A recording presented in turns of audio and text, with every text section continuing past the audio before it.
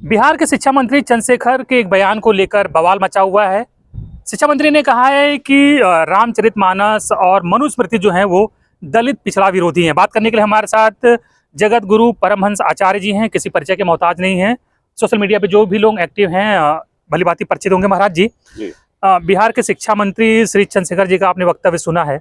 उनका कहना है कि मनुस्मृति और रामचरितमानस ये देश के 85% जो हिंदू हैं यानी कि दलित पिछड़े, उनका विरोधी है और उनके खिलाफ इसमें बातें लिखी गई हैं। हालांकि लोग बटे हुए नजर आ रहे हैं, कुछ लोग उनके समर्थन में हैं और कुछ लोग उनका विरोध भी कर रहे हैं। आप कैसे देखते हैं? देखिए, बिहार में आरजेडी का जनाधार जो है वो कम हो रहा है, खिसक रहा है। तो उन्होंने एक सोची समझी रणनीति के तहत नहीं, शिक्षा मंत्री इतना मूर्खतापूर्ण बयान कैसे देगा। और मैं बता दूं कि ये आरजेडी के ही एक नेता कुछ दिन पहले जो है राम मंदिर को लेकर के उन्होंने इसी तरह अभद्र टिप्पणी किया था कि नफरत की जमीन पर राम मंदिर बन रहा है।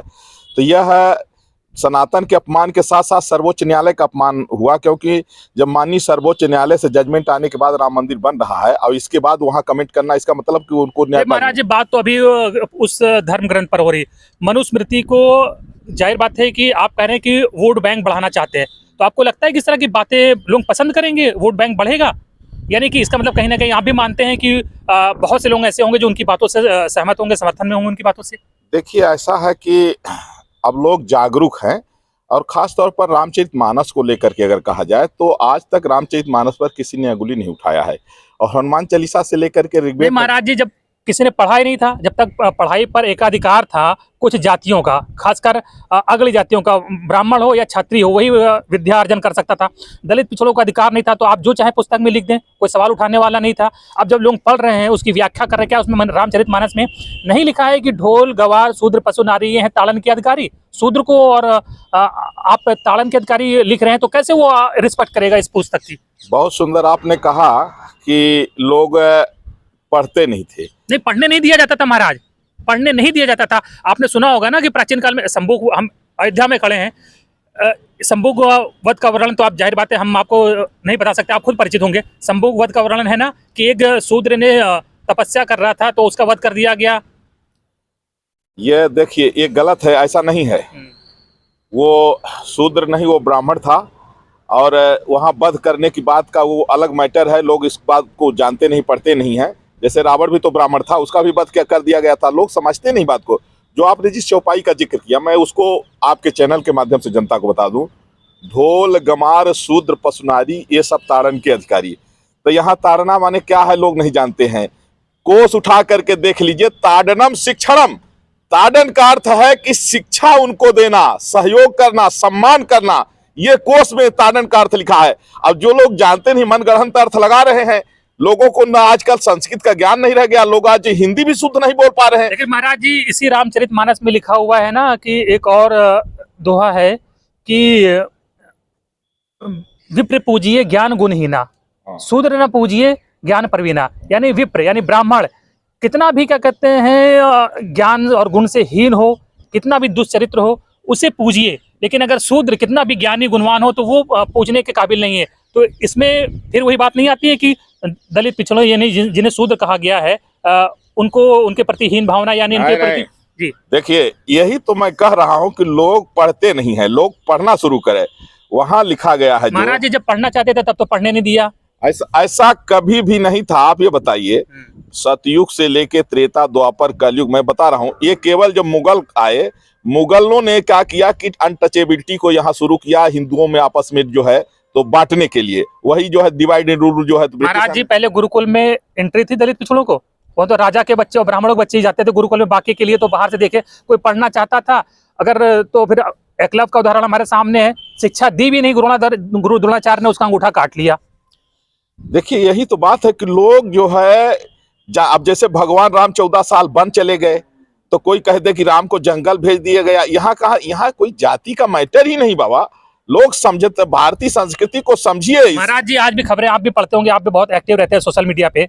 मंदिरों में जात पूछ के कई जगहों से आते हैं कि एंट्री होती है, दलित है तो एंट्री नहीं दिया गया, उसको भगा दिया गया, मार पीटा गया। अभी एक वीडियो वायरल हुआ था, एक लड़की को मंदिर में मारा गया है। खुद राष्ट्रपति को उड़ीसा में मंदिर के अंदर एंट्री नहीं करने दी गई थी, हमारे राष्ट्रपति रामनाथ कोविंद जो कि दलित थे। तो हम कैसे मान ले जात पात जो है वो अभी की उपज है, पहले नहीं था या पहले था खत्म हो गया? महाराज जी पहले भी था, अभी भी कायम है ये। आपने बहुत सही प्रश्न किया। शायद है कि आपका ये प्रश्न जो है तो कई लोगों का जो है तो जवाब बन जाए। देखिए, वहां महामहिम राष्ट्रपति की बात नहीं थी। हमारा ही देखिए, तमाम हमारा मंदिर है, हम नहीं जा सकते हैं वहां, पुजारी के अलावा कोई नहीं जाता है। तो पूजा पाठ करने की एक अपनी विधि है, जहां पुजारी के अलावा चाहे वो ब्राह्मण, क्षत्रिय, शूद्र, वैश्य, कोई भी, वहां जाति की बात नहीं है। वहां एक व्यवस्था होती है। पुजारी जो है तो वो स्नान करता है, वो फिर उस नियमों का पालन करता है। तो पूजा करने की एक पद्धति है। वहां ऐसा नहीं है कि कोई ब्राह्मण है तो घुस जाएगा और शूद्र है तो नहीं जाएगा। ऐसा कभी नहीं था, अभी भी नहीं है।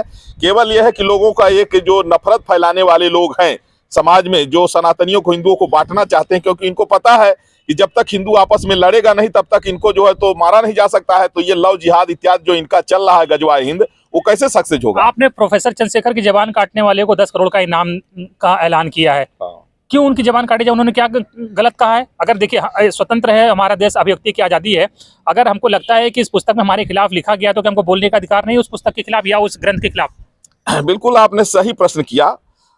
अभी आप लोगों ने सुना होगा कि सिया वक्फ बोर्ड के चेयरमैन, जो लाखों मुसलमानों के अध्यक्ष थे, वसीम रिजवी, उन्होंने, तो मित्र हैं वो, हाँ हमारे मित्र हैं, उन्होंने 27 कुरान की आयतें ऐसा प्रमाण सहित निकाला था जिसमें लिखा गया था कि जो मुस्लिम नहीं है तो उसको जो है तो रमजान के पाक महीने के बाद में उसका हत्या कर दो, और हिंदू बहन बेटियों को जो है तो लव जिहाद में फंसा लो, हिंदुओं की संपत्ति लूट लो। तो उन्होंने कहा कि ये 27 कुरान की ऐसी आयतें हैं जिसके कारण मुस्लिम बच्चे आतंकवादी बन रहे हैं। महाराज जी, मुसलमानों का मुसलमान देख लेंगे, हम पहले अपने घर की बात करें, अपने घर की सफाई करें। हमारे घर में अगर कुछ मसला है, मुसलमानों को तो मुसलमान जाने, वो तो अपने लोग निपट लेंगे। लेकिन ये बताइए, क्या मनुस्मृति में नहीं लिखा है, 4 वर्ण नहीं बनाए गए हैं कि जो ब्राह्मण है सबसे ऊपर रहेगा, उस जाति व्यवस्था में क्षत्रिय सेकंड पे रहेगा, और जो वैश्य थल रहेगा, और शूद्र जो है यानी दलित पिछड़े, वो सबकी सेवा करेंगे, सबकी टट्टी बहाएंगे, सबके हल जोतेंगे, सबके लिए सेवा करेंगे, और बाकी सब मौज मारेंगे। तो ये मानते हैं ये व्यवस्था जो है, ये जो वर्ण व्यवस्था, जाति व्यवस्था है, ये नीचा दिखाने के लिए और एक बड़ी आबादी को सहस्त्र सालों से नीचा दिखाया जा रहा है, उनका शोषण किया जा रहा है इस जाति व्यवस्था के आधार पर जो मनुस्मृति में लिखी गई है। ऐसा मनुस्मृति में कहीं भी नहीं है, लोग पढ़ते नहीं हैं।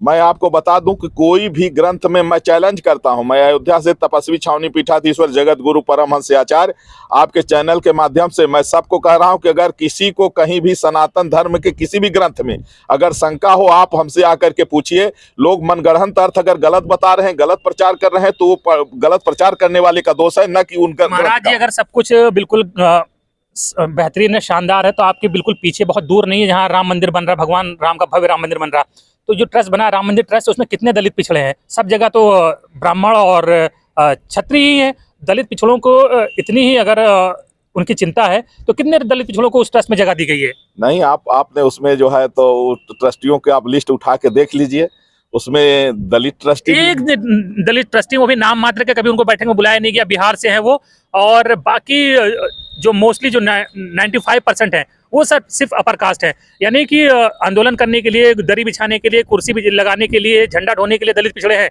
लेकिन जब बात मलाई की आती है तो वहाँ फिर भुला दिए जाते हैं, फिर बता देता है कि तुम शूद्र हो, तुम दलित हो, दलित पिछड़े हो।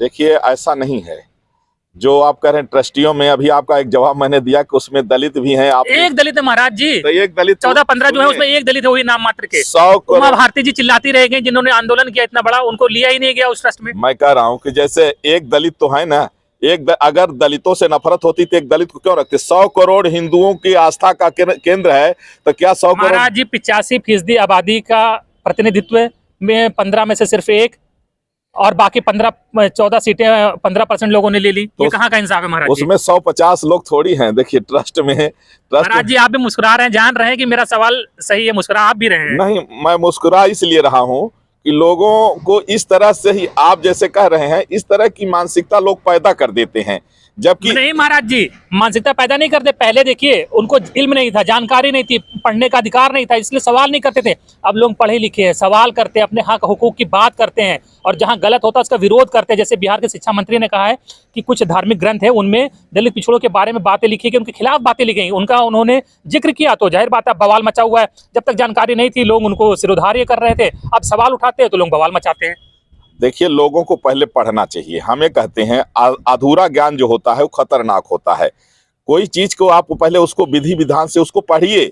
मैं सबको कह रहा हूं कि आप वेद से, पुराण से, शास्त्र से लेकर के और रामचरितमानस, वाल्मीकि आप पढ़िए, मनुस्मृति को आप पढ़िए। अगर आपको नहीं समझ में आ रहा, जहां आपको लगे कि आपत्तिजनक बात है, हम लोगों से मैं कह रहा हूँ राम मंदिर बनने वाला है कि इसका मुख्य पुजारी किसी दलित पिछड़े को बना दिया जाए, एक उदाहरण पेश किया जाए। बिल्कुल, मैं तो कहता हूं कि कोई तैयार हो, कोई भी दलित या पिछड़ा वर्ग का तैयार हो कि कौन है तैयार? महाराज मैं ही तैयार हूँ, मुझे बना दीजिए, पिछड़े वर्ग से आता हूँ।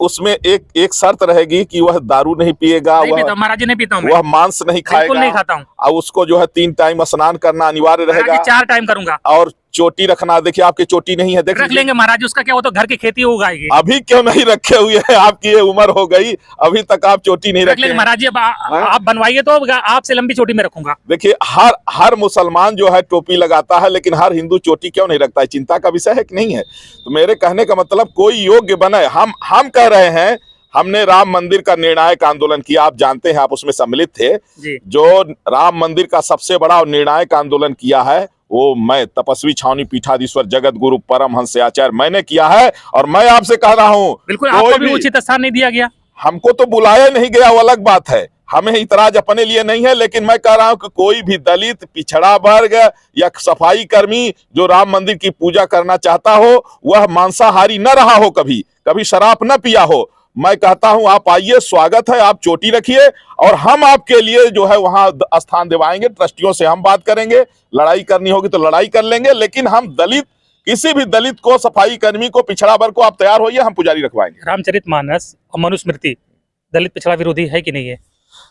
देखिए, सनातन धर्म में वेद से लेकर के हनुमान चालीसा तक, चाहे रामचरितमानस हो, वाल्मीकि रामायण हो, चाहे हमारे शास्त्र हो, पुराण हो, कहीं भी जो है अनटचेबिलिटी की बात नहीं है, किसी को ऊंच नीच की बात नहीं। देखिए, भगवान के 4 बेटे थे, ब्राह्मण, क्षत्रिय, शूद्र, वैश्य, चारों भगवान के सगे बेटे थे, और वो चारों बेटे जो है, अनटचेबिलिटी की बात नहीं है। ये जरूर होता है ये बड़ा भैया है, तो फिर उनसे छोटे भाई हैं, फिर उनसे छोटे भाई, ये सबसे छोटे भाई हैं, लेकिन वहां ऊंच नीच की बात सारी मलाई जो है बड़े भाइयों के हिस्से में क्यों आ गई, और छोटे भाइयों को ही बिल्कुल बेदखल क्यों कर दिया गया? मेहनत वो करेगा, आपका हल वो चलाएगा, आपकी टट्टी वो उठाएगा, आपके जानवर वो चराएगा, आपकी किसानी वो करेगा, सारा काम छोटा भाई क्यों करेगा? मजा बड़े भाई मारेंगे।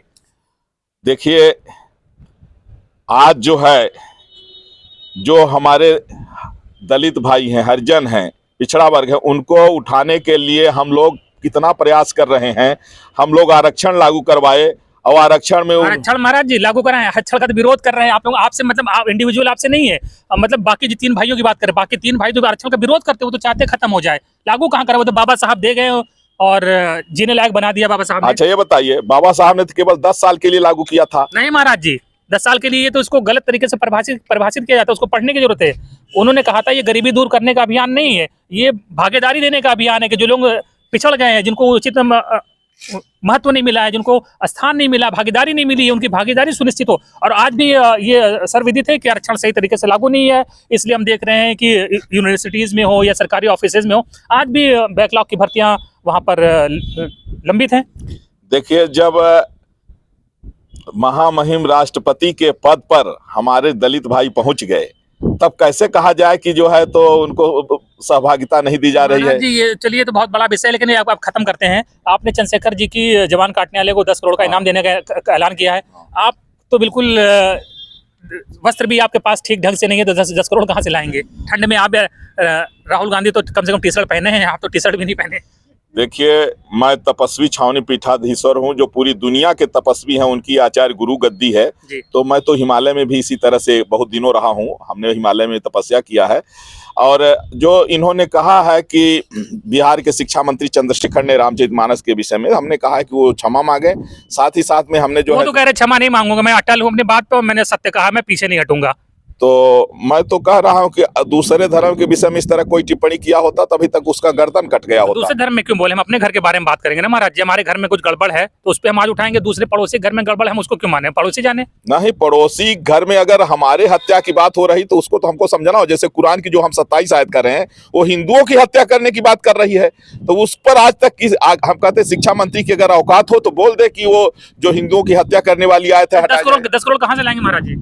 मैं हमारे पास मैं ये डायमंड पहना हुआ हूँ, आप देख लीजिए, इसकी कीमत का लोग पता लगा लें कि यह कितने करोड़ का होगा। कितने के होगा महाराज? 10 करोड़ से ऊपर है ये? बिल्कुल 10 करोड़ से ऊपर का ये डायमंड है। मैं डायमंड देखिए, मैं आपको डायमंड। डर नहीं लगता? आप किसी के सर पे भी आपने पहले शाहरुख खान के सर पे इनाम घोषित कर दिया, आप उनकी जबान पे कर दिया, आपको डर नहीं लगता है कि मुकदमा हो जाएगा और कार्रवाई हो जाएगी, बुलडोजर चल जाएगा? देखिए, हम प्रखर राष्ट्रवादी हैं और हमारे लिए नेशन इज फर्स्ट, राष्ट्र सर्वोपरि है। और मर्यादा पुरुषोत्तम भगवान श्री राम हमारे राष्ट्र के जो है गौरव है, क्योंकि प्रभु श्री राम ने इस भारतवर्ष में राज्य किया है। और अगर राम के विषय में कोई अनाप शनाप बयान देगा तो फिर हमारे यहाँ तो जानते हो, राक्षसों का वध करना हमारे जो है तो धर्म का एक हिस्सा है। जैसे आतंकवादी कोई आता है तो उस समय फौजी भाई का यही धर्म है, गोली मार देना। तो हम तो पहले उनको सुझाव देंगे, समझाएंगे, निवेदन करेंगे, नहीं मानेंगे तो फिर मैंने 10 करोड़ का इनाम घोषित किया है। जो उसकी जीवा काटेगा उसको 10 करोड़ में पुरस्कार दूंगा। बिल्कुल, तो महाराज जी ने कहा है कि जो प्रोफेसर चंद्रशेखर की जीवा काटेगा उसे 10 करोड़ का इनाम दिया जाएगा। हालांकि प्रोफेसर चंद्रशेखर अभी भी अपनी बात पर अडिग हैं। अगर आपको ये इंटरव्यू अच्छा लगा हो तो प्लीज़ चैनल को सब्सक्राइब जरूर करें। धन्यवाद।